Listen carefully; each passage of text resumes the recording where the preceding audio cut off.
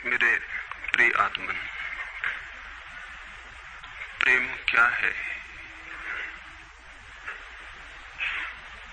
जीना और जानना तो आसान है, लेकिन कहना बहुत कठिन है।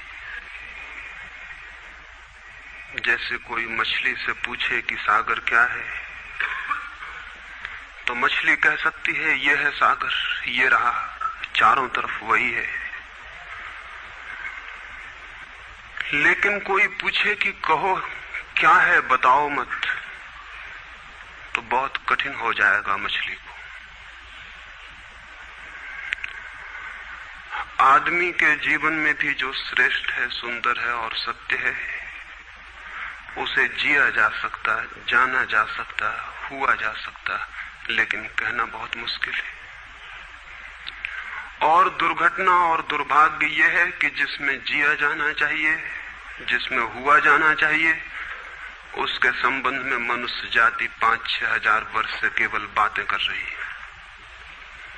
प्रेम की बात चल रही है, प्रेम के गीत गाए जा रहे हैं, प्रेम के भजन गाए जा रहे हैं, और प्रेम का मनुष्य के जीवन में कोई स्थान नहीं है।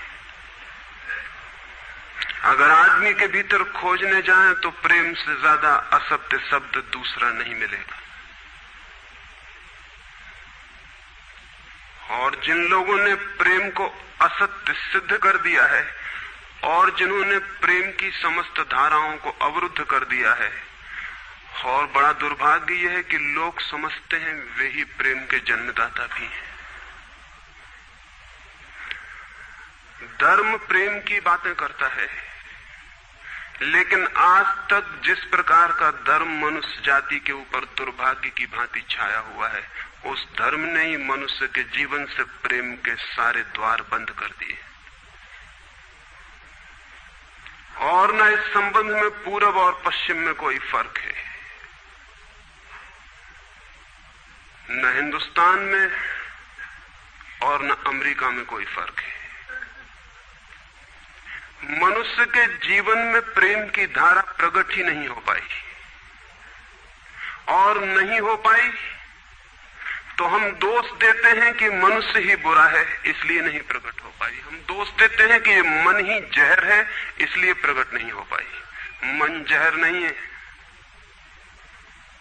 और जो लोग मन को जहर कहते रहे, उन्होंने ही प्रेम को जहरीला कर दिया, प्रेम को प्रकट नहीं होने दिया।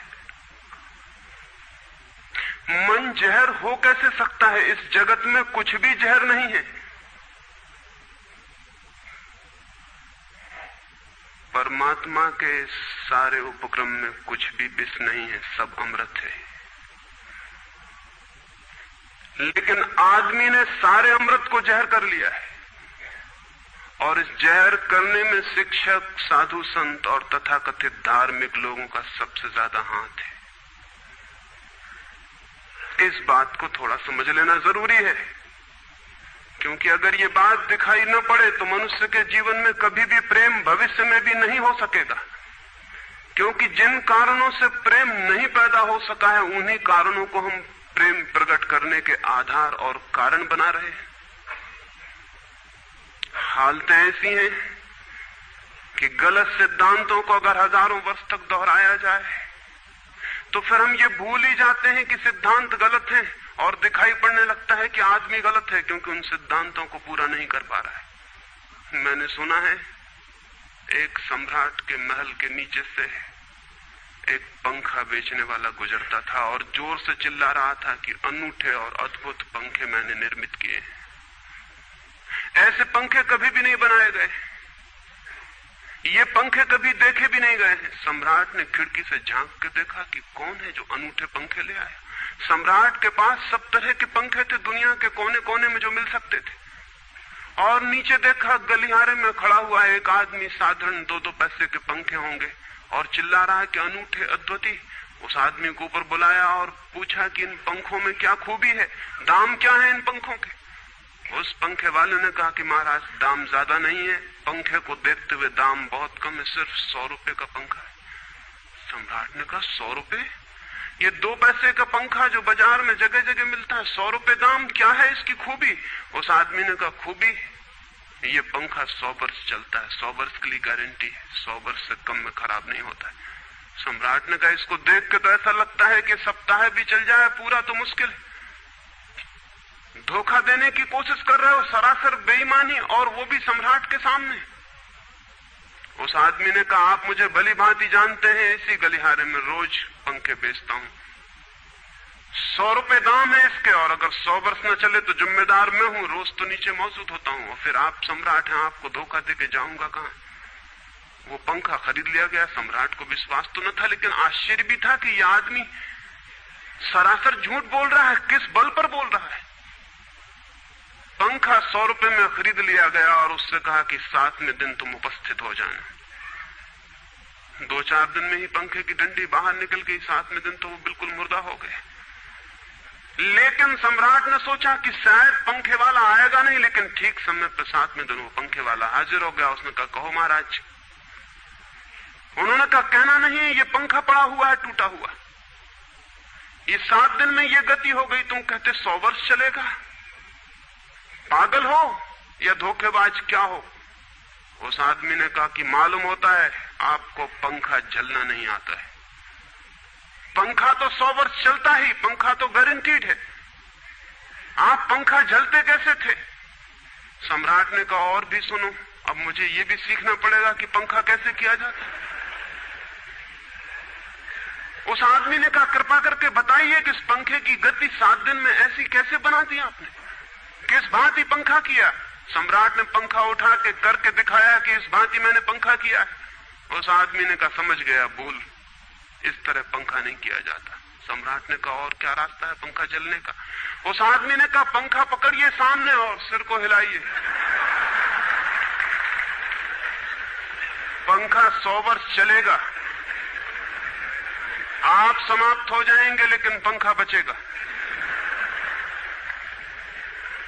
पंखा गलत नहीं है, आपके जलने का ढंग गलत है। यह आदमी पैदा हुआ है 5-6 हजार या 10,000 वर्ष की संस्कृति का, यह आदमी फल है, लेकिन संस्कृति गलत नहीं है, यह आदमी गलत है। आदमी मरता जा रहा है रोज, और संस्कृति की दुहाई चलती चली जाती है कि महान संस्कृति, महान धर्म, महान सब कुछ, और उसका ये फल है, आदमी उसी संस्कृति से गुजरा है और ये परिणाम है उसका। लेकिन नहीं, आदमी गलत है और आदमी को बदलना चाहिए अपने को। और कोई कहने की हिम्मत नहीं उठाता कि कहीं ऐसा तो नहीं है कि 10,000 वर्षों में जो संस्कृति और धर्म आदमी को प्रेम से नहीं भर पाए, वो संस्कृति और धर्म गलत हो। और अगर 10,000 वर्षों में आदमी प्रेम से नहीं भर पाया तो आगे कोई संभावना है इसी धर्म और इसी संस्कृति के आधार पर कि आदमी कभी प्रेम से भर जाए। 10,000 वर्षों में जो नहीं हो पाया वो आगे भी 10,000 वर्षों में होने वाला नहीं है, क्योंकि आदमी यही है, कल भी यही होगा। आदमी हमेशा से यही है और हमेशा यही होगा। और संस्कृति और धर्म जिनके हम नारे दिए चले जाते हैं, संतों और महात्माओं की जिनकी दुहाइयां दिए चले जाते हैं, सोचने के लिए हम तैयार नहीं कि कहीं हमारा बुनियादी चिंतन की दिशा ही तो गलत नहीं है। मैं कहना चाहता हूं कि वो गलत है और गलत सबूत है ये आदमी। और क्या सबूत होता है?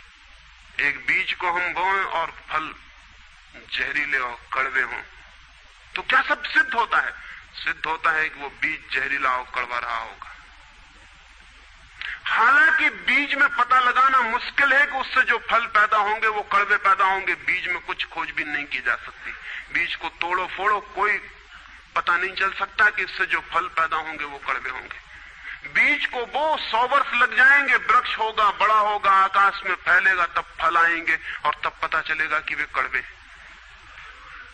10,000 वर्ष में संस्कृति और धर्म के जो बीज बोए गए हैं, ये आदमी उसका फल है और ये कड़वा है और घृणा से भरा हुआ है। लेकिन उसी की दुहाई दिए चले जाते हैं हम और सोचते हैं उससे प्रेम हो जाएगा। मैं आपसे कहना चाहता हूं उससे प्रेम नहीं हो सकता है, क्योंकि प्रेम के पैदा होने की जो बुनियादी संभावना है, धर्मों ने उसकी ही हत्या कर दी है और उसमें ही जहर घोल दिया है। मनुष्य से भी ज्यादा प्रेम पशुओं और पक्षियों में और पौधों में दिखाई पड़ता है, जिनके पास न कोई संस्कृति है न कोई धर्म है। संस्कृत और सुसंस्कृत और सभ्य मनुष्यों की बजाय असभ्य और जंगल के आदमी में ज्यादा प्रेम दिखाई पड़ता है, जिसके पास न कोई विकसित धर्म है, न कोई सभ्यता है, न कोई संस्कृति है। जितना आदमी सभ्य, सुसंस्कृत और तथाकथित धर्मों के प्रभाव में मंदिरों और चर्चों में प्रार्थना करने लगता, उतना ही प्रेम से शून्य क्यों होता चला जाता। जरूर कुछ कारण है, और दो कारणों पर मैं विचार करना चाहता हूं। अगर वे ख्याल में आ जाएं तो प्रेम के अवरुद्ध स्रोत टूट सकते हैं और प्रेम की गंगा बह सकती है। वो हर आदमी के भीतर है, उसे कहीं से लाना नहीं है। प्रेम कोई ऐसी बात नहीं है कि कहीं खोजने जाना है उसे, वो है, वो प्राणों की प्यास है हर एक के भीतर, वो प्राणों की सुगंध है प्रत्येक के भीतर, लेकिन चारों तरफ से परकोटा है उसके और वो प्रकट नहीं हो पाती। सब तरफ पत्थर की दीवार है और वो झरने नहीं फूट पाते। तो प्रेम की खोज और प्रेम की साधना कोई पॉजिटिव, कोई विधायक खोज और साधना नहीं है कि हम जाएं और कहीं प्रेम सीख लें। एक मूर्तिकार एक पत्थर को तोड़ रहा था, कोई देखने गया था कि मूर्ति कैसे बनाई जाती है। उसने देखा कि मूर्ति तो बिल्कुल नहीं बनाई जा रही, सिर्फ छेनी और हथौड़े से पत्थर तोड़ा जा रहा है। तो उस आदमी ने पूछा कि आप क्या कर रहे हैं, मूर्ति नहीं बनाएंगे? मैं तो मूर्ति का बनना देखने आया हूं, आप तो सिर्फ पत्थर तोड़ रहे हैं। उस मूर्तिकार ने कहा कि मूर्ति तो पत्थर के भीतर छिपी है, उसे बनाने की जरूरत नहीं है, सिर्फ उसके ऊपर जो व्यर्थ पत्थर जुड़ा है उसे अलग कर देने की जरूरत है और मूर्ति प्रकट हो जाएगी। मूर्ति बनाई नहीं जाती, मूर्ति सिर्फ आविष्कृत होती है, डिस्कवर होती है, अनावृत होती है, उगाड़ी जाती है। मनुष्य के भीतर प्रेम छिपा है, सिर्फ उगाड़ने की बात है, उसे पैदा करने का सवाल नहीं है, अनावृत करने की बात है। कुछ है जो हमने ऊपर से ओढ़ा हुआ है जो उसे प्रकट नहीं होने देता। एक चिकित्सक से जाके आप पूछें कि स्वास्थ्य क्या है, और दुनिया का कोई चिकित्सक नहीं बता सकता कि स्वास्थ्य क्या है। बड़े आश्चर्य की बात है, स्वास्थ्य पर ही तो सारा चिकित्सा शास्त्र खड़ा है, सारी मेडिकल साइंस खड़ी है, और कोई नहीं बता सकता कि स्वास्थ्य क्या है। लेकिन चिकित्सक से पूछें कि स्वास्थ्य क्या है तो वो कहेगा बीमारियों के बाबत हम बता सकते हैं कि बीमारियां क्या हैं, उनके लक्षण हमें पता है, एक एक बीमारी का अलग अलग परिभाषा हमें पता है। स्वास्थ्य का हमें कोई भी पता नहीं है। इतना हम कह सकते हैं कि जब कोई बीमारी नहीं होती तो जो होता है वो स्वास्थ्य है। स्वास्थ्य तो मनुष्य के भीतर छिपा है, इसलिए मनुष्य की परिभाषा के बाहर है। बीमारी बाहर से आती है, इसलिए बाहर से परिभाषा की जा सकती है। स्वास्थ्य भीतर से आता है, उसकी कोई परिभाषा नहीं की जा सकती। इतना ही हम कह सकते हैं कि बीमारियों का अभाव स्वास्थ्य है। लेकिन ये स्वास्थ्य की कहां परिभाषा हुई? स्वास्थ्य के संबंध में तो हमने कुछ भी ना कहा कि बीमारियां नहीं है तो बीमारियों के संबंध में कहा। सच ये है कि स्वास्थ्य पैदा नहीं करना होता, या तो छिप जाता है बीमारियों में, या बीमारियां हट जाती हैं तो प्रकट हो जाता है। स्वास्थ्य हम में है, स्वास्थ्य हमारा स्वभाव है, प्रेम हम में है, प्रेम हमारा स्वभाव है। इसलिए ये बात गलत है कि मनुष्य को समझाया जाए कि तुम प्रेम पैदा करो। सोचना यह है कि प्रेम पैदा क्यों नहीं हो पा रहा है, बाधा क्या है, अड़चन क्या है, कहां रुकावट डाल दी गई। अगर कोई भी रुकावट ना हो तो प्रेम प्रकट होगा ही, उसे सिखाने की और समझाने की कोई भी जरूरत नहीं है। अगर मनुष्य के ऊपर गलत संस्कृति और गलत संस्कार की धाराएं और बाधाएं न हो तो हर आदमी प्रेम को उपलब्ध होगा ही, ये अनिवार्यता है। प्रेम से कोई बच ही नहीं सकता, प्रेम स्वभाव है। गंगा बहती है हिमालय से, बहेगी गंगा, उसके प्राण है, उसके पास जल है, वो बहेगी और सागर को खोज ही लेगी। न किसी पुलिस वाले से पूछेगी, न किसी पुरोहित से पूछेगी कि सागर कहां है। देखा किसी गंगा को चौरस्ते पर खड़े होकर पूछते कि सागर कहां है? उसके प्राणों में है छिपी सागर की खोज और ऊर्जा है, तो पहाड़ तोड़ेगी, मैदान तोड़ेगी और पहुंच जाएगी सागर तक। सागर कितने ही दूर हो, कितना ही छिपा हो, खोज ही लेगी। और कोई रास्ता नहीं है, कोई गाइड बुक नहीं है कि जिससे पता लगा ले कि कहां से जाना है, लेकिन पहुंच जाती है। लेकिन बांध बांध दिए जाएं, चारों तरफ परकोटे उठा दिए जाएं, प्रकृति की बाधाओं को तोड़ के तो गंगा सागर तक पहुंच जाती है, लेकिन अगर आदमी की इंजीनियरिंग की बाधाएं खड़ी कर दी जाएं तो हो सकता है गंगा सागर तक न पहुंच पाए। ये भेद समझ लेना जरूरी है। प्रकृति की कोई भी बाधा असल में बाधा नहीं है, इसलिए गंगा सागर तक पहुंच जाती है, हिमालय को काट के पहुंच जाती है। लेकिन अगर आदमी ईजाद करे, इंतजाम करे, तो गंगा को सागर तक नहीं भी पहुंचने दे सकता है। प्रकृति का तो एक सहयोग है, प्रकृति तो एक हार्मनी है। वहां जो बाधा भी दिखाई पड़ती है वो भी शायद शक्ति को जगाने के लिए चुनौती है। वहां जो विरोध भी दिखाई पड़ता है वो भी शायद भीतर प्राणों में जो छिपा है उसे प्रकट करने के लिए बुलावा है। वहां शायद कोई बाधा नहीं है। वहां हम बीज को दबाते हैं जमीन में, दिखाई पड़ता है कि जमीन की एक परत बीज के ऊपर पड़ी है, बाधा दे रही, लेकिन वो बाधा नहीं दे रही। अगर वो परत ना होगी तो बीज अंकुरित भी नहीं हो पाएगा। ऐसे दिखाई पड़ता है कि एक परत जमीन की बीज को नीचे दबा रही है, लेकिन वो परत दबा इसलिए रही है ताकि बीज दबे, गले और टूट जाए और अंकुर बन जाए। ऊपर से दिखाई पड़ता है वो जमीन बाधा दे रही, लेकिन वो जमीन मित्र है और सहयोग कर रही बीज को प्रकट करने में। प्रकृति तो एक हार्मनी है, एक संगीतपूर्ण लयबद्धता है, लेकिन आदमी ने जो जो निसर्ग के ऊपर इंजीनियरिंग की है, जो जो उसने अपने यांत्रिक धारणाओं को ठोंकने की और बिठाने की कोशिश की है, उससे गंगाएं रुक गई हैं, जगह जगह अवरुद्ध हो गई हैं। और फिर आदमी को दोष दिया जाता है। किसी बीज को दोष देने की जरूरत नहीं है। अगर वो पौधा न बन पाए तो हम कहेंगे कि जमीन नहीं मिली होगी, ठीक, पानी नहीं मिला होगा, ठीक, सूरज की रोशनी नहीं मिली होगी, ठीक। लेकिन आदमी के जीवन में खिल न पाए फूल प्रेम का तो हम कहते हैं तुम हो जिम्मेवार। और कोई नहीं कहता कि भूमि ना मिली होगी, ठीक, पानी ना मिला होगा, ठीक, सूरज की रोशनी ना मिली होगी, ठीक। इसलिए यह आदमी का पौधा अवरुद्ध रह गया, विकसित नहीं हो पाया, फूल तक नहीं पहुंच पाया। मैं आपसे कहना चाहता हूं कि बुनियादी बाधाएं आदमी ने खड़ी की हैं। प्रेम की गंगा तो बह सकती है और परमात्मा के सागर तक पहुंच सकती है। आदमी बना उस लिए है कि वो बहे और प्रेम बहे और परमात्मा तक पहुंच जाए, लेकिन हमने कौन सी बाधाएं खड़ी कर दी? पहली बात, आज तक मनुष्य की सारी संस्कृतियों ने सेक्स का, काम का, वासना का विरोध किया है। इस विरोध ने मनुष्य के भीतर प्रेम के जन्म की संभावना तोड़ दी, नष्ट कर दी। इस निषेध ने, क्योंकि सच्चाई यह है कि प्रेम की सारी यात्रा का प्राथमिक बिंदु काम है, सेक्स है।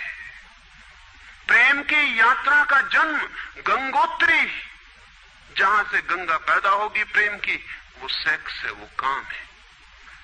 और उसके सब दुश्मन है, सारी संस्कृतियां और सारे धर्म और सारे गुरु और सारे महात्मा। तो गंगोत्री पर ही चोट कर दी, वहीं रोक दिया। पाप है काम, अधम है काम, जहर है काम। और हमने सोचा भी नहीं कि काम की ऊर्जा ही, सेक्स एनर्जी ही अंततः प्रेम में परिवर्तित होती और रूपांतरित होती। प्रेम का जो विकास है वो काम की शक्ति का ही ट्रांसफॉर्मेशन है, वो उसी का रूपांतरण है। एक कोयला पड़ा हो और आपको ख्याल भी नहीं आएगा कि कोयला ही रूपांतरित होकर हीरा बन जाता है। हीरे और कोयले में बुनियादी रूप से कोई भी फर्क नहीं है।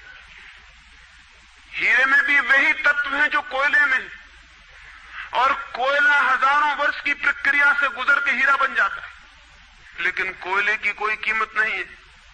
उसे कोई घर में रखता भी है तो ऐसी जगह जहां दिखाई न पड़े, और हीरे को लोग छातियों पर लटका के घूमते हैं कि वो दिखाई पड़े। और हीरा और कोयला एक ही है, लेकिन कोई दिखाई नहीं पड़ता कि इन दोनों के बीच अंतर संबंध है, एक यात्रा है। कोयले की शक्ति ही हीरा बनती है, और अगर आप कोयले के दुश्मन हो गए, जो कि हो जाना बिल्कुल आसान है क्योंकि कोयले में कुछ भी नहीं दिखाई पड़ता, तो हीरे के पैदा होने की संभावना भी समाप्त हो गई, क्योंकि कोयला ही हीरा बन सकता था। सेक्स की शक्ति ही, काम की शक्ति ही प्रेम बनती है, लेकिन उसके विरोध में सारे दुश्मन हैं उसके, अच्छे आदमी उसके दुश्मन हैं। और उसके विरोध ने प्रेम के अंकुर भी नहीं फूटने दिए, और जमीन से प्रथम से पहली सीढ़ी से नष्ट कर दिया भवन को। फिर वो हीरा नहीं बन पाता कोयला, क्योंकि उसके बनने के लिए जो स्वीकृति चाहिए, जो उसका विकास चाहिए, जो उसको रूपांतरित करने की प्रक्रिया चाहिए, उसका सवाल ही नहीं उठता। जिसके हम दुश्मन हो गए, जिसके हम शत्रु हो गए, जिससे हमारी द्वंद्व की स्थिति बन गई और जिससे हम निरंतर लड़ने लगे, अपनी ही शक्ति से आदमी को लड़ा दिया गया है, सेक्स की शक्ति से आदमी को लड़ा दिया गया है। और शिक्षाएं दी जाती हैं कि द्वंद्व छोड़ना चाहिए, कॉन्फ्लिक्ट छोड़नी चाहिए, लड़ना नहीं चाहिए। और सारी शिक्षाएं बुनियाद में सिखा रही हैं कि लड़ो, मन जहर है तो मन से लड़ो, जहर से तो लड़ना पड़ेगा। सेक्स पाप है तो उससे लड़ो। और ऊपर से कहा जा रहा है कि द्वंद्व छोड़ो। जिन शिक्षाओं के आधार पर मनुष्य द्वंद्व से भर रहा है, वही शिक्षाएं दूसरी तरफ कह रही हैं कि द्वंद्व छोड़ो।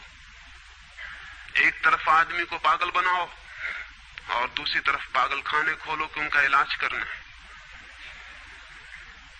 एक तरफ कीटाणु फैलाओ बीमारियों के, और फिर अस्पताल खोलो कि बीमारियों का इलाज यहां किया जाता है। एक बात समझ लेनी जरूरी है संबंध में, मनुष्य कभी भी काम से मुक्त नहीं हो सकेगा। काम उसके जीवन का प्राथमिक बिंदु है, उसी से जन्म होता है। परमात्मा ने काम की शक्ति को ही, सेक्स को ही सृष्टि का मूल बिंदु स्वीकार किया है। और परमात्मा जिसे पाप नहीं समझ रहा, महात्मा उसे पाप बता रहे हैं। अगर परमात्मा उसे पाप समझता है तो परमात्मा से बड़ा पापी इस पृथ्वी पर, इस जगत में, इस विश्व में कोई भी नहीं है। फूल खिला हुआ दिखाई पड़ रहा है। कभी सोचा है कि फूल का खिल जाना भी सेक्सुअल एक्ट है? फूल का खिल जाना भी काम की एक घटना है, वासना की एक घटना है। फूल में है क्या उसके खिल जाने में? उसके खिल जाने में कुछ भी नहीं है। वे बिंदु हैं, पराग के, वीरी के कण हैं, जिन्हें तितलियां उड़ा के दूसरे फूलों पे ले जाएंगी और नया जन्म देंगी। एक मोर नाच रहा है और कवि गीत गा रहे हैं, और संत भी देख के प्रसन्न होंगे, लेकिन उन्हें ख्याल नहीं कि नृत्य एक सेक्सुअल एक्ट है। मोर पुकार रहा है अपनी प्रेयसी को या अपने प्रेमी को, वो नृत्य किसी को रिझाने के लिए। पपीहा गीत गा रहा है, कोयल बोल रही है। एक आदमी जवान हो गया है, एक युवती सुंदर होकर विकसित हो गई है। वो सब की सब सेक्सुअल एनर्जी की अभिव्यक्तियां हैं। वो सब का सब काम का ही रूपांतरण है। वो सब का सब काम की ही अभिव्यक्ति, काम की ही अभिव्यंजना है। सारा जीवन, सारी अभिव्यक्ति, सारी फ्लावरिंग काम की है। और उस काम के खिलाफ संस्कृति और धर्म आदमी के मन में जहर डाल रहे हैं, उससे लड़ाने की कोशिश कर रहे हैं। मौलिक शक्ति से मनुष्य को उलझा दिया है लड़ने के लिए, इसलिए मनुष्य दीनहीन, प्रेम से रिक्त और थोथा और नाकुछ हो गया है। काम से लड़ना नहीं है, काम के साथ मैत्री स्थापित करनी है और काम की धारा को और ऊंचाइयों तक ले जाना है। किसी ऋषि ने किसी वधू को 9 वर और वधू को आशीर्वाद देते हुए कहा था कि तेरे 10 पुत्र पैदा हों और अंततः तेरा पति तेरा 11वां पुत्र हो जाए।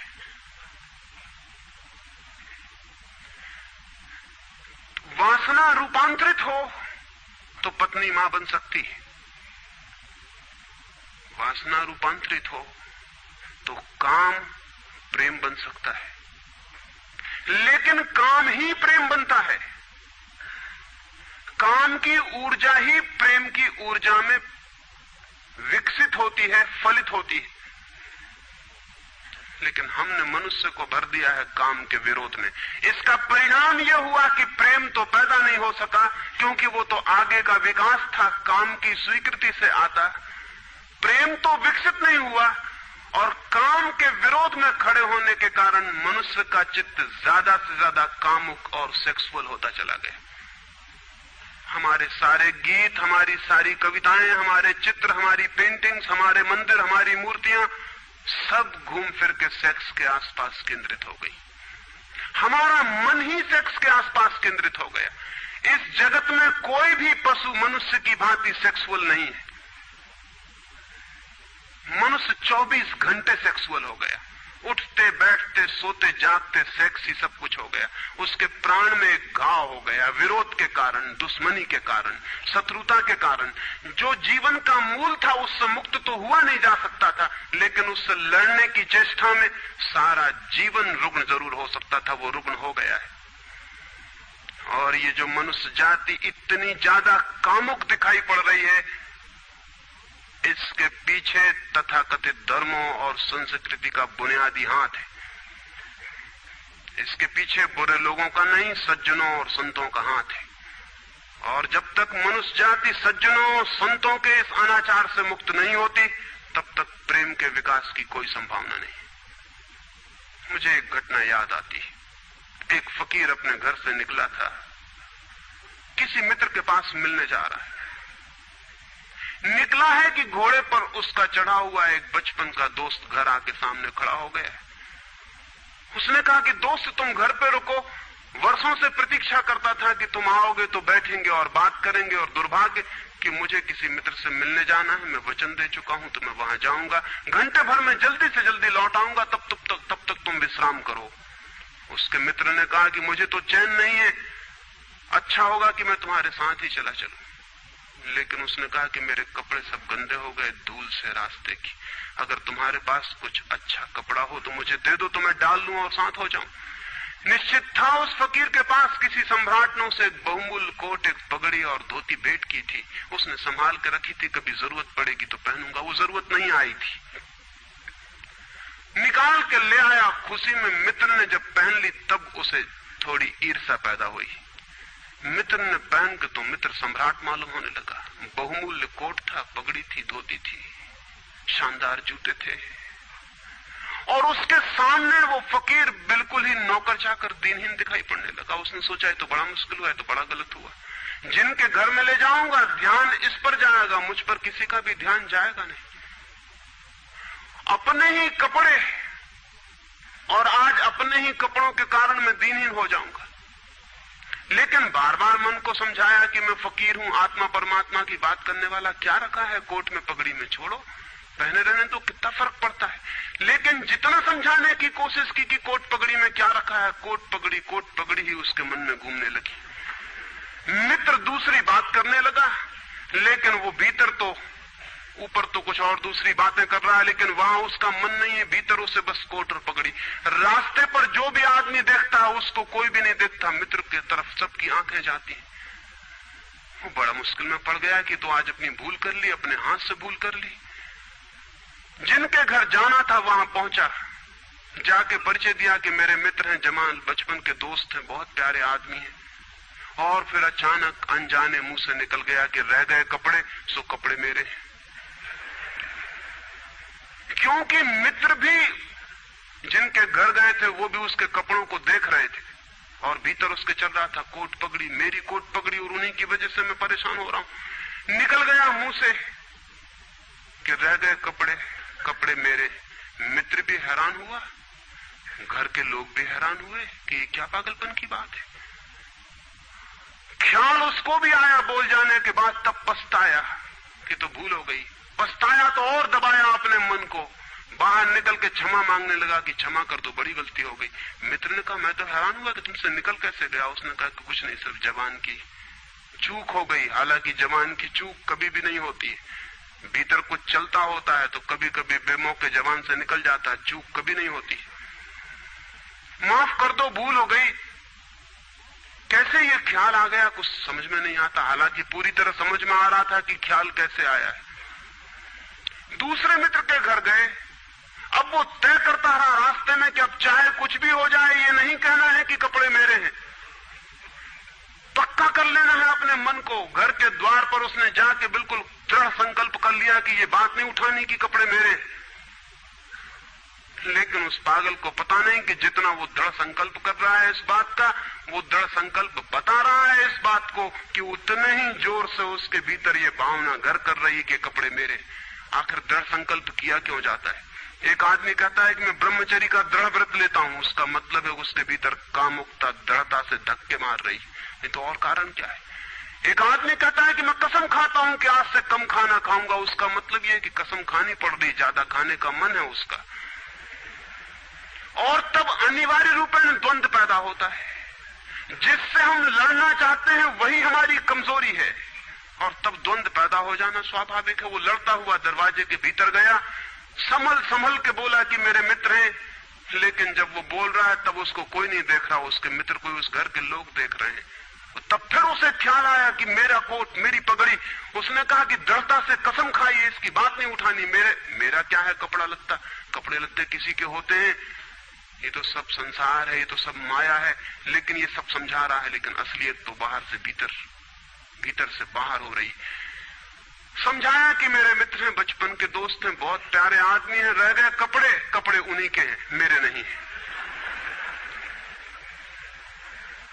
पर घर के लोगों को ख्याल आया कि कपड़े उन्हीं के हैं, मेरे नहीं है। आज तक ऐसा परिचय कभी देखा नहीं गया था। बाहर निकल के क्षमा मांगने लगा कि बड़ी भूल हुई जा रही, मैं क्या करूं क्या न करूं, ये क्या हो गया है मुझे। आज तक मेरी जिंदगी में कपड़ों ने इस तरह से मुझे नहीं पकड़ा था, किसी को नहीं पकड़ा। लेकिन अगर तरकीब उपयोग में करें तो कपड़े पकड़ ले सकते हैं। मित्र ने कहा मैं जाता नहीं तुम्हारे साथ, पर वो हाथ जोड़ने लगा कि नहीं ऐसा मत करो, जीवन भर के लिए दुख रह जाएगा कि मैंने क्या दुर्व्यवहार किया। अब मैं कसम खा के कहता हूं कि कपड़ों की बात ही नहीं उठानी। मैं बिल्कुल भगवान की कसम खाता हूं कि कपड़ों की बात नहीं उठानी। और कसम खाने वालों से हमेशा सावधान रहना जरूरी है, क्योंकि जो भी कसम खाता है उसके भीतर उस कसम से भी मजबूत कोई बैठा है जिसके खिलाफ वो कसम खा रहा है। और वो जो भीतर बैठा है वो ज्यादा भीतर है, कसम ऊपर है और बाहर है। कसम चेतन मन से खाई गई है और जो भीतर बैठा है वो अचेतन की परतों तक समाया हुआ है। अगर मन के 10 हिस्से कर दें तो कसम एक हिस्से ने खाई है, 9 हिस्से उल्टा भीतर खड़ा हुआ है। ब्रह्मचर्य की कसम एक हिस्सा खा रहा है मन का, और 9 हिस्सा परमात्मा की दुहाई दे रहा है। वो जो परमात्मा ने बनाया वो उसके लिए कहा चला जा रहा है, कहे चला जा रहा है। गए तीसरे मित्र के घर। अब उसने बिल्कुल ही अपनी सांसों तक पे संयम कर रखा है। संयमी आदमी बड़े खतरनाक होते हैं, क्योंकि उनके भीतर ज्वालामुखी उबल रहा है और ऊपर से वो संयम साधे हुए हैं। और इस बात को स्मरण रखना कि जिस चीज को साधना पड़ता है, साधने में इतना श्रम लग जाता है कि साधना पूरे वक्त हो नहीं सकती, फिर शिथिल होना पड़ेगा, विश्राम करना पड़ेगा। अगर मैं जोर से मुट्ठी बांध लूं तो कितनी देर बांधे रख सकता हूं? 24 घंटे।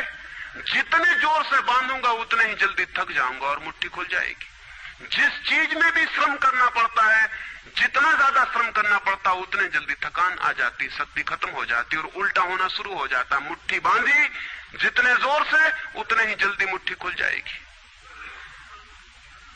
मुट्ठी खुली रखी जा सकती है 24 घंटे, लेकिन बांध के नहीं रखी जा सकती है। जिस काम में श्रम पड़ता है उस काम को आप जीवन नहीं बना सकते, कभी सहज नहीं हो सकता वो काम। श्रम पड़ेगा, फिर विश्राम का वक्त आएगा ही। इसलिए जितना सधा हुआ संत होता है उतना ही खतरनाक आदमी होता है, क्योंकि उसका विश्राम का वक्त आएगा। 24 घंटे में घंटे भर को उसे शिथिल होना पड़ेगा, उसी बीच दुनिया भर के पाप उसके भीतर खड़े हो जाएंगे, नरक सामने आ जाएगा।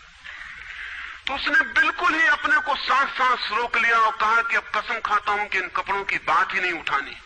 लेकिन आप सोच लें उसकी हालत, अगर आप थोड़े बहुत भी धार्मिक आदमी होंगे तो आपको अपने अनुभव से भी पता चल सकता है कि उसकी क्या हालत हुई होगी। अगर आपने कसम खाई हो, व्रत लिए हो, संकल्प साधे हो, तो आपको भली भांति पता होगा कि भीतर क्या हालत हो जाती।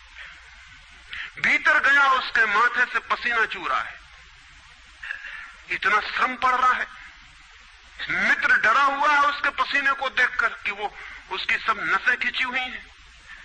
वो बोल रहा है एक एक शब्द कि मेरे मित्र हैं, बड़े पुराने दोस्त हैं, बहुत अच्छे आदमी हैं। और एक क्षण को वो रुका, जैसे भीतर से कोई जोर का धक्का आया हो और सब बह गया, बाढ़ आ गई और सब बह गया। और उसने कह कि रह गए कपड़े की बात, तो मैंने कसम खा ली है कि कपड़े की बात ही नहीं करनी।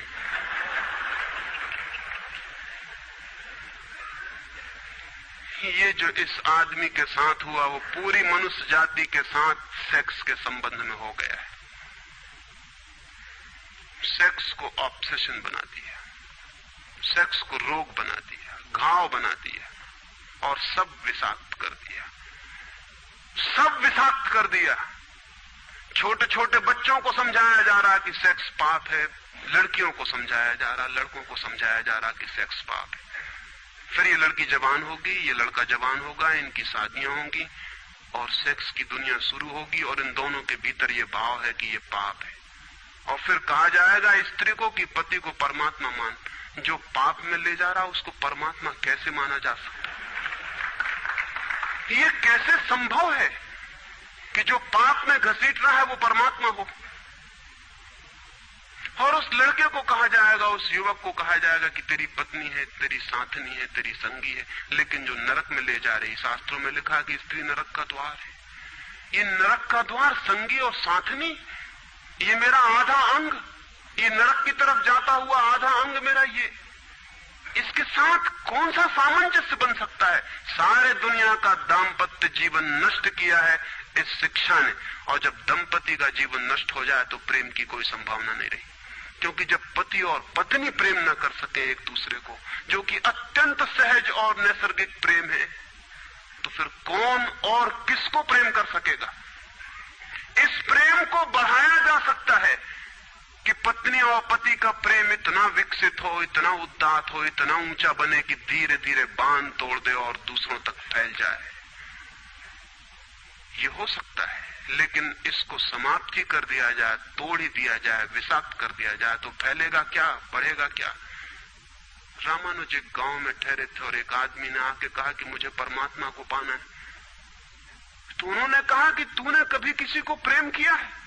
उस आदमी ने कहा इस झंझट में मैं कभी पड़ा ही नहीं, प्रेम वगैरह की झंझट मैंने की, मुझे तो परमात्मा को खोजना है। रामानुज ने कहा तूने कभी झंझट ही नहीं की प्रेम की? उसने कहा मैं बिल्कुल सच कहता हूं आपसे।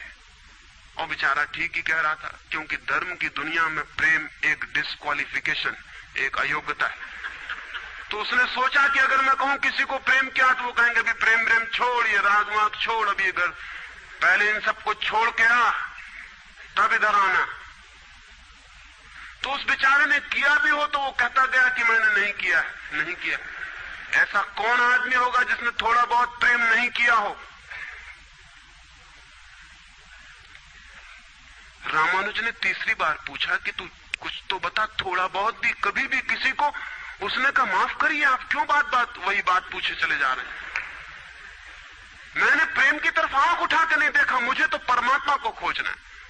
तो रामानुज ने कहा मुझे क्षमा कर, तू कहीं और खोज, क्योंकि मेरा अनुभव यह है कि अगर तूने किसी को प्रेम किया हो तो उस प्रेम को फिर इतना बड़ा जरूर किया जा सकता है कि वो परमात्मा तक पहुंच जाए।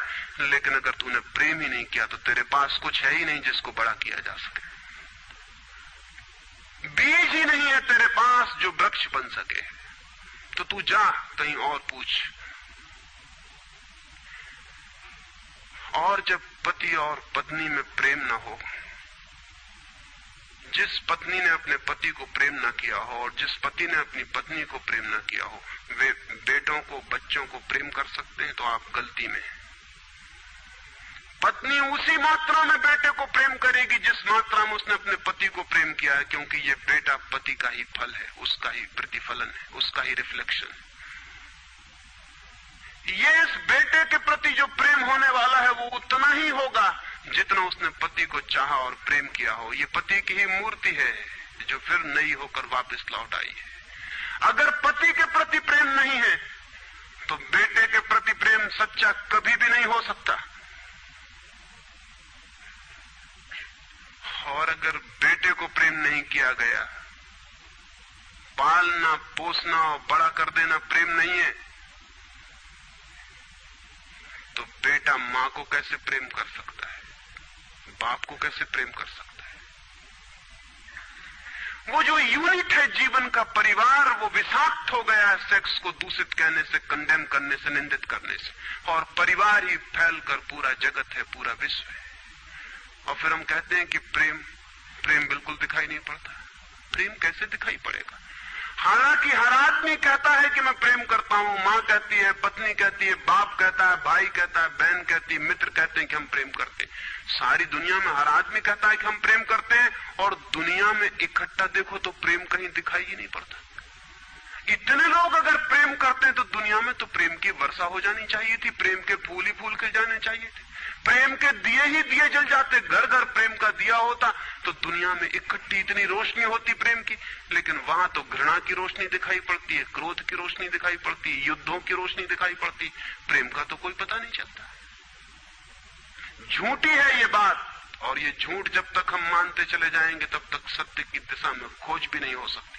कोई किसी को प्रेम नहीं कर रहा है, और जब तक काम के निसर्ग को परिपूर्ण आत्मा से स्वीकृति नहीं मिलती तब तक कोई किसी को प्रेम कर भी नहीं सकता है। मैं आपसे कहना चाहता हूं कि काम दिव्य है, डिवाइन है। सेक्स की शक्ति परमात्मा की शक्ति है, ईश्वर की शक्ति है।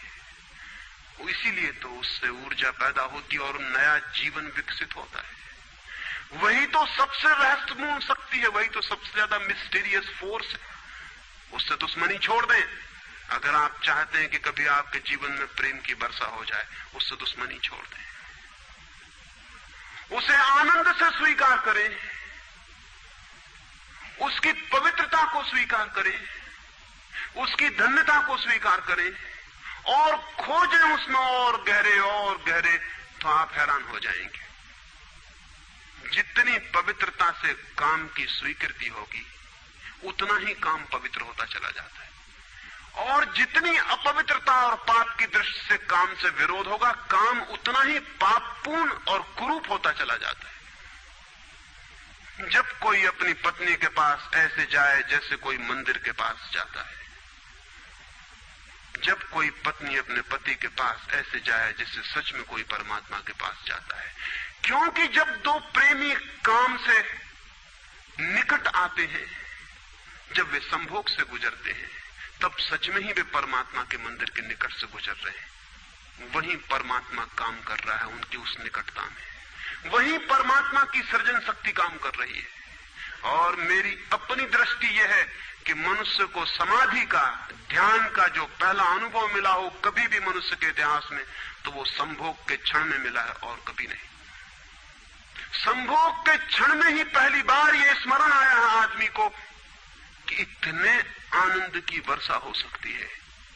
और जिन्होंने सोचा, जिन्होंने मेडिटेट किया, जिन लोगों ने काम के संबंध पर और मैथुन पर चिंतन किया और ध्यान किया, उन्हें यह दिखाई पड़ा कि काम के क्षण में, मैथुन के क्षण में, संभोग के क्षण में मन विचारों से शून्य हो जाता है। एक क्षण को मन के सारे विचार रुक जाते हैं, और वो विचारों का रुक जाना और वो मन का ठहर जाना ही आनंद की वर्षा का कारण होता है। तब उन्हें सीक्रेट मिल गया, राज मिल गया कि अगर मन को विचारों से मुक्त किया जा सके किसी और विधि से भी, तो भी इतना ही आनंद मिल सकता है। और तब समाधि और योग की सारी व्यवस्थाएं विकसित हुई, जिनमें ध्यान और सामायिक और मेडिटेशन और प्रेयर, इनकी सारी व्यवस्थाएं विकसित हुई। इन सबके मूल में संभोग का अनुभव है। और फिर मनुष्य को अनुभव हुआ कि बिना संभोग में जाए भी चित्त शून्य हो सकता है, और जो रस की अनुभूति संभोग में हुई थी वो बिना संभोग के भी बरस सकती है। फिर संभोग क्षणिक हो सकता है, क्योंकि शक्ति और ऊर्जा का वो निकास और बहाव है, लेकिन ध्यान सतत हो सकता है। तो मैं आपसे कहना चाहता हूं कि एक युगल संभोग के क्षण में जिस आनंद को अनुभव करता है, एक योगी 24 घंटे उस आनंद को अनुभव करने लगता है। लेकिन इन दोनों आनंदों में बुनियादी विरोध नहीं है, और इसलिए जिन्होंने कहा कि विषयानंद और ब्रह्मानंद भाई भाई हैं, उन्होंने जरूर सत्य कहा है। वे सहोदर हैं, एक ही उदर से पैदा हुए हैं, एक ही अनुभव से विकसित हुए, उन्होंने निश्चित ही सत्य कहा है। तो पहला सूत्र आपसे कहना चाहता हूं, अगर चाहते हैं कि पता चले कि प्रेम तत्व क्या है, तो पहला सूत्र है काम की पवित्रता, दिव्यता, उसकी ईश्वरीय अनुभूति की स्वीकृति, उसको परम हृदय से, पूर्ण हृदय से अंगीकार। और आप हैरान हो जाएंगे, जितने परिपूर्ण हृदय से काम की स्वीकृति होगी, उतने ही आप काम से मुक्त होते चले जाएंगे। जितना अस्वीकार होता है, उतने ही हम बंधते हैं, जैसा वो फकीर कपड़ों से बंध गया। जितना स्वीकार होता है, उतने हम मुक्त होते हैं।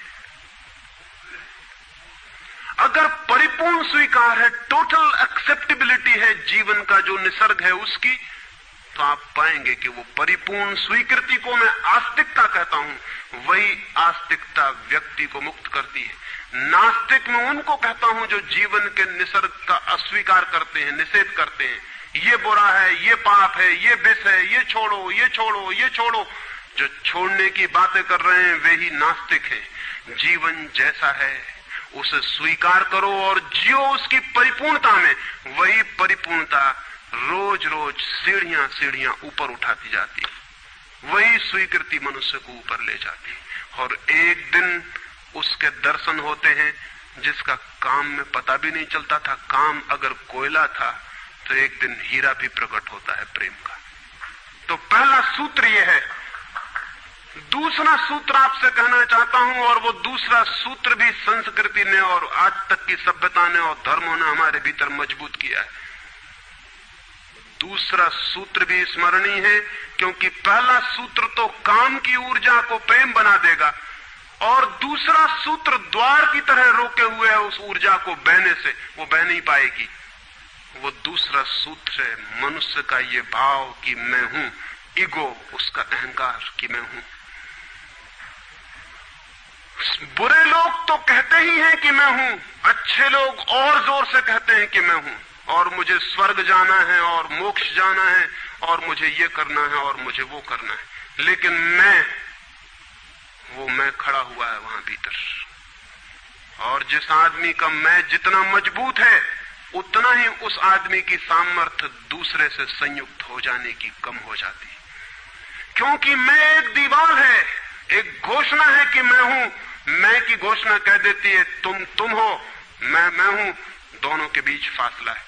फिर मैं कितना ही प्रेम करूं और आपको अपनी छाती से लगा लूं, लेकिन फिर भी हम दो हैं।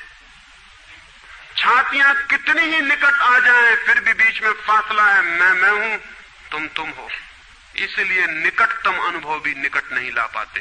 शरीर पास बैठ जाते हैं, आदमी दूर दूर बने रह जाते हैं। जब तक भीतर मैं बैठा हुआ है, तब तक दूसरे का भाव नष्ट नहीं होता। शास्त्र ने कहीं एक अद्भुत वचन कहा है कि दी अदर इज हेल। वो जो दूसरा है वही नरक है। लेकिन शास्त्र ने ये नहीं कहा कि why the other is other. वो दूसरा क्यों है? वो दूसरा इसलिए है कि मैं हूं, और जब तक मैं हूं तब तक दुनिया में हर चीज दूसरी है, अन्य है, भिन्न है। और जब तक भिन्नता है तब तक प्रेम का अनुभव नहीं हो सकता। प्रेम है एकात्म का अनुभव। प्रेम है इस बात का अनुभव कि गिर गई दीवार और दो ऊर्जाएं मिल गई और संयुक्त हो गई। प्रेम है इस बात का अनुभव कि एक व्यक्ति और दूसरे व्यक्ति की सारी दीवारें गिर गईं और प्राण संयुक्त हुए, मिले और एक हो गए। जब यही अनुभव एक व्यक्ति और समस्त के बीच फलित होता है तो उस अनुभव को मैं कहता हूं परमात्मा, और जब दो व्यक्तियों के बीच फलित होता है तो उसे मैं कहता हूं प्रेम। अगर मेरे और किसी दूसरे व्यक्ति के बीच ये अनुभव फलित हो जाए कि हमारी दीवारें गिर जाएं, हम किसी भीतर के तल पर एक हो जाएं, एक संगीत, एक धारा, एक प्राण, तो ये अनुभव है प्रेम। और अगर ऐसा ही अनुभव मेरे और समस्त के बीच घटित हो जाए कि मैं विलीन हो जाऊं और सब और मैं एक हो जाऊं, तो ये अनुभव है परमात्मा। इसलिए मैं कहता हूं प्रेम है सीढ़ी और परमात्मा है उस यात्रा की अंतिम मंजिल। ये कैसे संभव है कि दूसरा मिट जाए? जब तक मैं न मिटूं तब तक दूसरा कैसे मिट सकता है? वो दूसरा पैदा किया है मेरे मैं की प्रतिध्वनि ने। जितने जोर से मैं चिल्लाता हूं कि मैं, उतने ही जोर से वो दूसरा पैदा हो जाता है। वो दूसरी प्रतिध्वनि है, उस तरफ इको हो रही मेरे मैं की। और ये अहंकार, ये ईगो द्वार पर दीवार बन के खड़ी है। और मैं है क्या? कभी सोचा आपने कि ये मैं है क्या? आपका हाथ है मैं, आपका पैर है, आपका मस्तिष्क है, आपका हृदय है, क्या है आपका मैं? अगर आप एक क्षण भी शांत हो के भीतर खोजने जाएंगे कि कहां है मैं, कौन सी चीज है मैं, तो आप एकदम हैरान रह जाएंगे। भीतर कोई मैं खोजे से मिलने को नहीं। जितना गहरा खोजेंगे उतना ही पाएंगे भीतर एक सन्नाटा और शून्य है। वहां कोई आई नहीं, वहां कोई मैं नहीं, वहां कोई ईगो नहीं। एक भिक्षु नागसेन को एक सम्राट मिलिंद ने निमंत्रण दिया था कि तुम आओ दरबार में। तो जो राजदूत गया था निमंत्रण देने, उसने नागसेन को कहा कि भिक्षु नागसेन, आपको बुलाया है सम्राट मिलिंद ने, मैं निमंत्रण देने आया हूं। तो नागसेन कहने लगा मैं चलूंगा जरूर, लेकिन एक बात विनय कर दूं, पहले ही कह दूं कि भिक्षु नागसेन जैसा कोई है नहीं। ये केवल एक नाम है, काम चलाऊ नाम है। आप कहते हैं तो मैं चलूंगा जरूर, लेकिन ऐसा कोई आदमी कहीं है नहीं। राजदूत ने जाके सम्राट को कह दिया कि बड़ा अजीब आदमी है वो कहने लगा कि मैं चलूंगा जरूर, लेकिन ध्यान रहे कि भिक्षु नागसेन जैसा कहीं कोई है नहीं, ये केवल एक काम चलाऊ नाम है। सम्राट ने कहा अजीब सी बात है, जब वो कहता है मैं चलूंगा, आएगा वो आया भी रथ पर बैठकर। सम्राट ने द्वार पर स्वागत किया और कहा भिक्षु नागसेन हम स्वागत करते हैं आपका। वो हंसने लगा, उसने कहा कि स्वागत स्वीकार करता हूं, लेकिन स्मरण रहे भिक्षु नागसेन जैसा कोई है नहीं। सम्राट कहने लगा बड़ी पहेली की बातें करते हैं आप। अगर आप नहीं हैं तो कौन है? कौन आया है यहां? कौन स्वीकार कर रहा है स्वागत? कौन दे रहा है उत्तर? नागसेन मुड़ा और उसने कहा कि देखते हैं सम्राट मिलिंद, ये रथ खड़ा है जिस पर मैं आया। सम्राट ने कहा ये रथ है। तो भिक्षु नागसेन पूछने लगा घोड़ों को निकाल के अलग कर लिया जाए। घोड़े अलग कर लिए गए और उसने पूछा सम्राट से ये घोड़े रथ हैं? सम्राट ने कहा घोड़े कैसे रथ हो सकते हैं? घोड़े अलग कर दिए गए। सामने के डंडे जिनसे घोड़े बंधे थे खिंचवा लिए गए। उसने पूछा कि ये रथ हैं? सिर्फ दो डंडे कैसे रथ हो सकते हैं? डंडे अलग कर दिए गए। चाक निकलवा लिए और कहा ये रथ है? सम्राट ने कहा ये चाक है, ये रथ नहीं है। और एक एक अंग रथ का निकलता चला गया और एक एक अंग पर सम्राट को कहना पड़ा कि नहीं ये रथ नहीं है। फिर आखिर पीछे शून्य बच गया, वहां कुछ भी न बचा। भिक्षु नागसेन पूछने लगा रथ कहां है अब? रथ कहां है अब? और जितनी चीजें मैंने निकाली तुमने कहा ये भी रथ नहीं, ये भी रथ नहीं, ये भी रथ नहीं, अब रथ कहां है? तो सम्राट चौंक के खड़ा रह गया। रथ पीछे बचा भी नहीं था और जो चीजें निकल गई थी उनमें कोई रथ था भी नहीं। तो वो भिक्षु कहने लगा समझे आप, रथ एक जोड़ था, रथ कुछ चीजों का संग्रह मात्र था। रथ का अपना होना नहीं है कोई, ईगो नहीं है कोई। रथ एक जोड़ है। आप खोजे कहां है आपका मैं, और आप पाएंगे कि अनंत शक्तियों के एक जोड़ है, मैं कहीं भी नहीं है। और एक एक अंग आप सोचते चले जाएं तो एक एक अंग समाप्त होता चला जाता है। फिर पीछे शून्य रह जाता है। उसी शून्य से प्रेम का जन्म होता है, क्योंकि वो शून्य आप नहीं है, वो शून्य परमात्मा है। एक गांव में एक आदमी ने मछलियों की एक दुकान खोली थी, बड़ी दुकान थी। उस गांव में पहली दुकान थी, तो उसने एक बहुत खूबसूरत तख्ती बनवाई और उस पर लिखाया फ्रेश फिश सोल्ड हियर, यहां ताजी मछलियां बेची जाती। पहले दिन दुकान खुली और एक आदमी आया और कहने लगा फ्रेश फिश सोल्ड हियर, ताजी मछलियां, कहीं बासी मछलियां भी बेची जाती हैं? ताजी लिखने की क्या जरूरत? दुकानदार ने सोचा कि बात तो ठीक है, इससे और व्यर्थ बासे का भी ख्याल पैदा होता है। उसने फ्रेश अलग कर दिया, ताजा अलग कर दिया। तख्ती रह गई फिश सोल्ड हियर, मछलियां बेची जाती हैं, मछलियां यहां बेची जाती। दूसरे दिन एक बूढ़ी औरत आई और उसने कहा कि मछलियां यहां बेची जाती हैं, सोल्ड हियर, कहीं और कहीं भी बेचते हो? उस आदमी ने कहा ये हियर बिल्कुल फिजूल है। उसने तख्ती पर एक शब्द और अलग कर दिया, रह गया फिश सोल्ड। तीसरे दिन एक आदमी आया, वो कहने लगा फिश सोल्ड, मछलियां बेची जाती हैं, मुफ्त भी देते हो क्या? आदमी ने कहा ये सोल्ड भी बेकार। उस सोल्ड को भी अलग कर दिया। अब रह गई वहां तख्ती फिश। एक बुढ़ा आया और कहने लगा फिश, अंधे को भी मील भर दूर से बांस मिल जाती है, ये तख्ती काहे के लिए लटकाई हुई है? यहां फिश भी चली गई, खाली तख्ती रह गई वहां। और एक आदमी आया और उसने कहा ये तख्ती किस लिए लगाई है, इससे दुकान पे आड़ पड़ती। वो तख्ती भी चली गई, वहां कुछ भी नहीं रह गया। इलिमिनेशन होता गया, एक एक चीज हटती चली गई, पीछे जो शेष रह गया शून्य है। उस शून्य से प्रेम का जन्म होता है, क्योंकि उस शून्य में दूसरे के शून्य से मिलने की क्षमता है। सिर्फ शून्य ही शून्य से मिल सकता है और कोई नहीं। दो शून्य मिल सकते हैं, दो व्यक्ति नहीं, दो इंडिविजुअल नहीं मिल सकते, दो वैक्यूम, दो एम्प्टीनेस मिल सकते हैं, क्योंकि बाधा आप कोई भी नहीं, शून्य की कोई दीवार नहीं होती और हर चीज की दीवार होती है। तो दूसरी बात स्मरणीय है, व्यक्ति जब मिटता है नहीं रह जाता, पाता है कि हूं ही नहीं, जो है वो मैं नहीं हूं, जो है वो सब है। तब द्वार गिरता है, दीवार टूटती है और तब वो गंगा बहती है जो भीतर छिपी है और तैयार है। वो शून्य की प्रतीक्षा कर रही कि कोई शून्य हो जाए तो उससे बह उठूं। हम एक कुआं खोदते हैं, पानी भीतर है, पानी कहीं से लाना नहीं होता, लेकिन बीच में मिट्टी पत्थर पड़े हैं, उनको निकाल के बाहर कर देते हैं।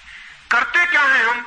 करते हैं हम एक शून्य बनाते हैं, एक खाली जगह बनाते हैं, एक एम्प्टीनेस बनाते हैं। कुआं खोदने का मतलब है खाली जगह बनाना, ताकि खाली जगह में जो भीतर छिपा हुआ पानी है वो प्रकट होने के लिए जगह पा जाए, स्पेस पा जाए। वो भीतर है, उसको जगह चाहिए प्रकट होने को, जगह नहीं मिल रही, भरा हुआ है कुआं मिट्टी पत्थर से। मिट्टी पत्थर हमने अलग कर दिए, वो पानी उबल के बाहर आ गया। आदमी के भीतर प्रेम भरा हुआ है, स्पेस चाहिए, जगह चाहिए जहां वो प्रकट हो जाए। और हम भरे हुए हैं अपने मैं से। हर आदमी चिल्लाया चला जा रहा है मैं, और स्मरण रखें जब तक आपकी आत्मा चिल्लाती है मैं, तब तक आप मिट्टी पत्थर से भरे हुए कुएं हैं। आपके कुएं में प्रेम के झरने नहीं फूटेंगे, नहीं फूट सकते। मैंने सुना है एक बहुत पुराना वृक्ष था, आकाश में सम्राट की तरह उसके हाथ फैले हुए थे। उस पर फूल आते थे तो दूर दूर से पक्षी सुगंध लेने आते, उस पर फल लगते थे तो तितलियां उड़ती। उसकी छाया, उसके फैले हाथ, हवाओं में उसका वो खड़ा रूप आकाश में बड़ा सुंदर था। एक छोटा बच्चा उसकी छाया में रोज खेलने आता था। उस बड़े वृक्ष को उस छोटे बच्चे से प्रेम हो गया।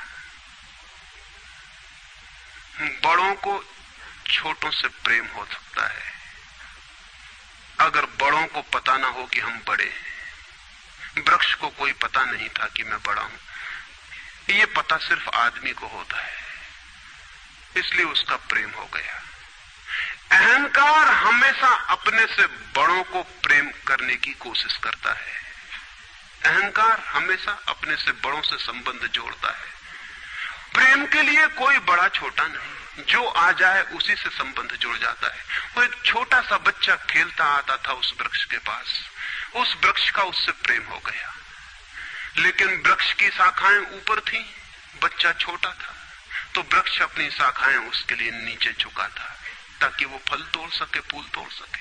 प्रेम हमेशा झुकने को राजी है, अहंकार कभी भी झुकने को राजी नहीं। अहंकार के पास जाएंगे तो अहंकार के हाथ और ऊपर उठ जाएंगे ताकि आप उन्हें छू न सके, क्योंकि जिसे छू लिया जाए वो छोटा आदमी है, जिसे न छुआ जा सके, दूर सिंहासन पर दिल्ली में हो, वो आदमी बड़ा आदमी है। वो वृक्ष के शाखाएं नीचे झुकाती जब वो बच्चा खेलता हुआ आता, और जब बच्चा उसके फूल तोड़ लेता तो वृक्ष बहुत खुश होता, उसके प्राण आनंद से भर जाते। प्रेम जब भी कुछ दे पाता है तब खुश हो जाता है, अहंकार जब भी कुछ ले पाता है तभी खुश होता है। फिर वो बच्चा बड़ा होने लगा, वो कभी उसकी छाया में सोता, कभी उसके फल खाता, कभी उसके फूलों का ताज बना के पहनता और जंगल का सम्राट हो जाता है। प्रेम के फूल जिसके पास भी बरसते हैं वही सम्राट हो जाता है, और जहां भी अहंकार गिरता है वहीं सब अंधकार हो जाता है, आदमी दीन और दरिद्र हो जाता है। वो लड़का फूलों का ताज पहनता और नाचता, और वृक्ष बहुत खुश होता, उसके प्राण आनंद से भर जाते, हवाएं सनसनाती और वो गीत गाता है। फिर लड़का और बड़ा हुआ, वो वृक्ष के ऊपर भी चढ़ने लगा, उसकी शाखाओं से झूलने भी लगा, वो उसकी शाखाओं पर विश्राम भी करता, और वृक्ष बहुत आनंदित होता। प्रेम आनंदित होता है जब प्रेम किसी के लिए छाया बन जाता है।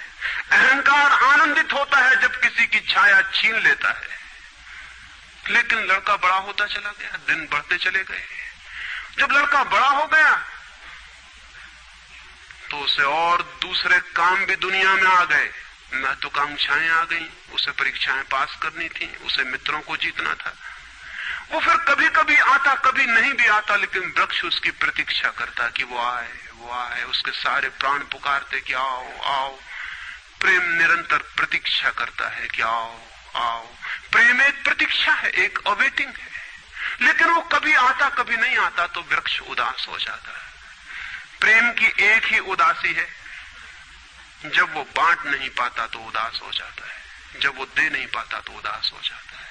और प्रेम की एक ही धन्यता है कि जब वो बांट देता है, लुटा देता है, तो आनंदित हो जाता है। फिर लड़का और बड़ा होता चला गया, और वृक्ष के पास आने के दिन कम होते चले गए। जो आदमी जितना बड़ा होता चला जाता है, महत्वाकांक्षा के जगत में प्रेम के निकट आने की सुविधा उतनी ही कम होती चली जाती है। उस लड़के की एम्बिशन, महत्वाकांक्षा बढ़ रही थी, कहां वृक्ष, कहां जाना। फिर एक दिन वहां से निकलता था तो वृक्ष ने उसे कहा, सुनो। हवाओं में उसकी आवाज गूंजी कि सुनो, तुम आते नहीं, मैं प्रतीक्षा करता हूं, मैं तुम्हारे लिए प्रतीक्षा राह करता हूं, राह देखता हूं, बाट जोता हूं। उस लड़के ने कहा, क्या है तुम्हारे पास जो मैं आऊं? मुझे रुपए चाहिए। हमेशा अहंकार पूछता है कि क्या है तुम्हारे पास जो मैं आऊं। अहंकार मांगता है कि कुछ हो तो मैं आऊं, ना कुछ हो तो आने की कोई जरूरत नहीं।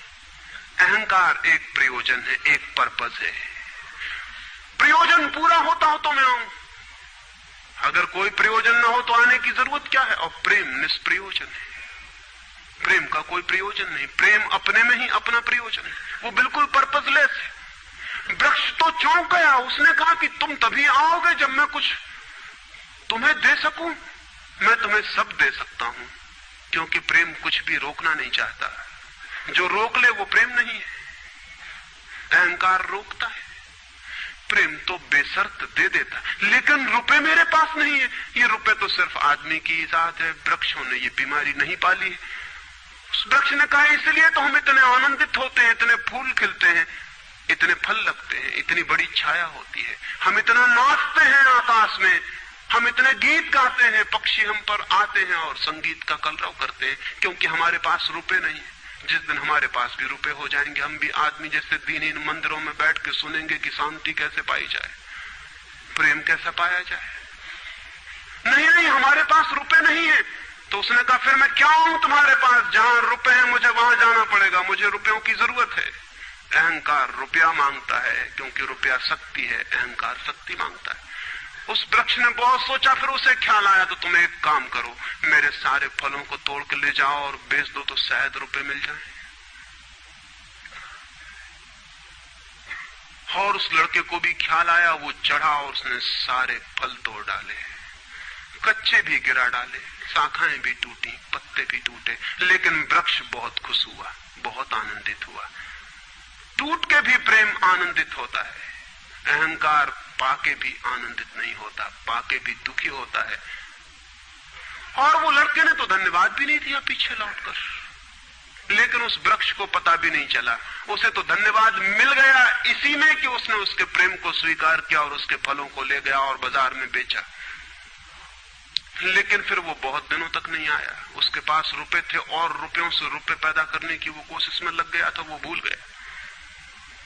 वर्ष बीत गए और वृक्ष उदास है और उसके प्राणों में रस बह रहा है कि वो आए उसका प्रेमी और उसके रस को ले जाए, जैसे किसी मां के स्तन में दूध भरा हो और उसका बेटा खो गया हो और उसके सारे प्राण तड़प रहे हो कि उसका बेटा कहां है, जिसे वो खोजे, जो उसे हल्का कर दे, निर्भर कर दे।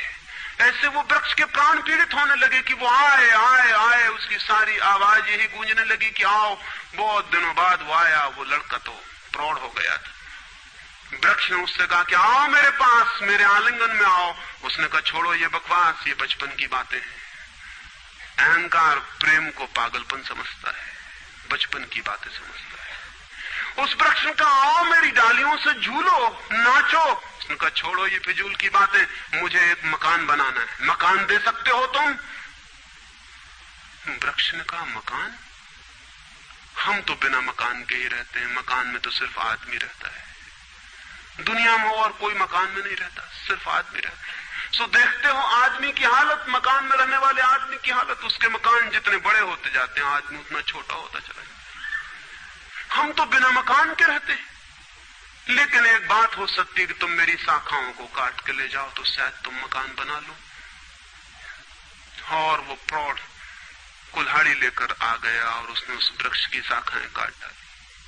वृक्ष एक ठूंठ रह गया नंगा, लेकिन वृक्ष बहुत आनंदित था। प्रेम सदा आनंदित है, चाहे उसके अंग भी कट जाएं, लेकिन कोई ले जाए, कोई ले जाए, कोई बांट ले, कोई सम्मिलित हो जाए, साझीदार हो जाए। और उस लड़के ने तो पीछे लौट के भी नहीं देखा, उसने मकान बना लिया। और वक्त गुजरता गया, वो ठूंठ रहा देखता, वो चिल्लाना चाहता, लेकिन अब उसके पास पत्ते भी नहीं थे, शाखाएं भी नहीं थी, हवाएं आती और वो बोल भी ना पाता, बुला भी ना पाता। लेकिन उसके प्राणों में तो एक ही गूंज थी कि आओ आओ। और बहुत दिन बीत गए, तब वो बूढ़ा आदमी हो गया था। वो बच्चा वो निकल रहा था पास से, वृक्ष के पास आके खड़ा हो गया। तो वृक्ष ने पूछा क्या कर सकता हूं और मैं तुम्हारे लिए, तुम बहुत दिनों बाद आए। उसने कहा तुम क्या कर सकोगे? मुझे दूर देश जाना है धन कमाने के लिए, मुझे एक नाव की जरूरत है। तो उसने कहा तुम मुझे और काट लो तो मेरी इस पीड़ से नाव बन जाएगी और मैं बहुत धन्य होऊंगा कि मैं तुम्हारी नाव बन सकूं, तुम्हें दूर देश ले जा सकूं। लेकिन तुम जल्दी लौट आना और सकुशल लौट आना, मैं तुम्हारी प्रतीक्षा करूंगा। और उसने आरे से उस वृक्ष को काट डाला। तब वो एक छोटा सा ठूंठ रह गया और वो दूर यात्रा पर निकल गया।